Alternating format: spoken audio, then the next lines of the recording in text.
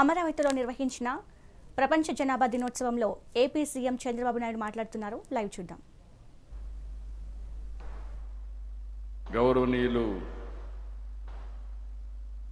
Doctor Mahendra Dev garu, chairman, economic advisory council, prime minister of India, honourable MLA Tenali Shravan Kumar garu, special chief secretary health and medical and family welfare, principal secretary to government planning and finance Piyush Kumar garu, respected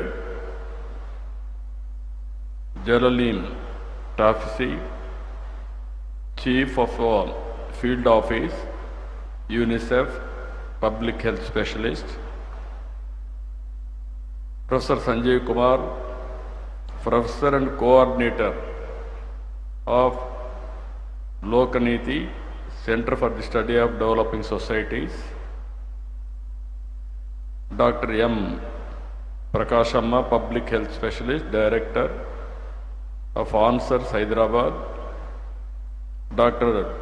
Subhashini Jalota, Founder, Maina Mahila Foundation, Dr. Rajib Acharya,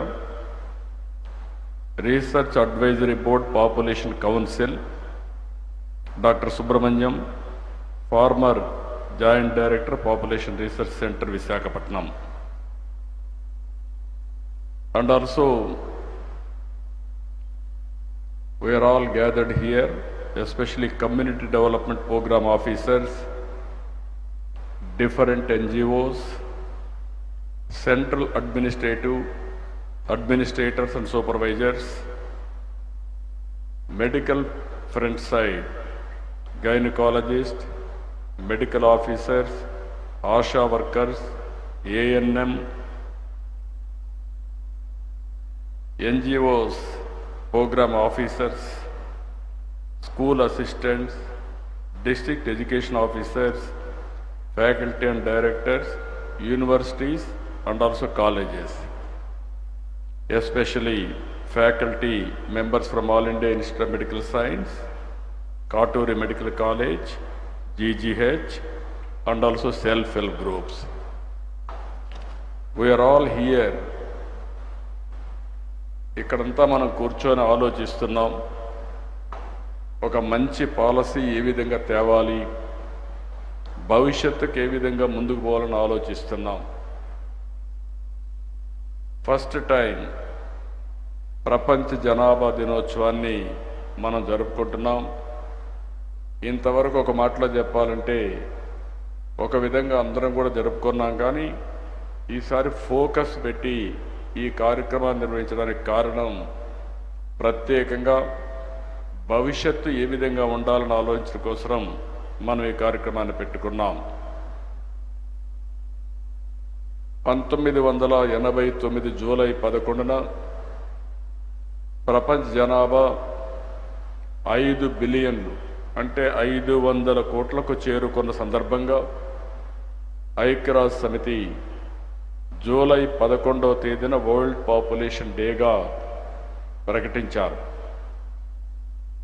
ఆ రోజు ముఖ్యమైన ఉద్దేశం జనాభా సమస్యని, సవాళ్లను చర్చించడానికి, పరిష్కారాలు చూపడానికి, మన భవిష్యత్తు అందించడానికి ఐక్యరాజ్య సమితి ప్రపంచ జనాభా దినోత్సవాన్ని నిర్వహించారు. ఈ సంవత్సరం థీమ్ చూస్తే empowering young people to create the families they want in a fair and hopeful world అనే సబ్జెక్ట్ మీద ఈ సంవత్సరం ఈ జనాభా దినోత్సవం జరుపుకుంటున్నాం. ఈరోజు మనం ఒకసారి చూసినప్పుడు ప్రపంచంలో 10 నుంచి 24 సంవత్సరాల వయసు ఉన్న వాళ్ళు 1.8 బిలియన్ యంగ్ పీపుల్ ఉన్నారు.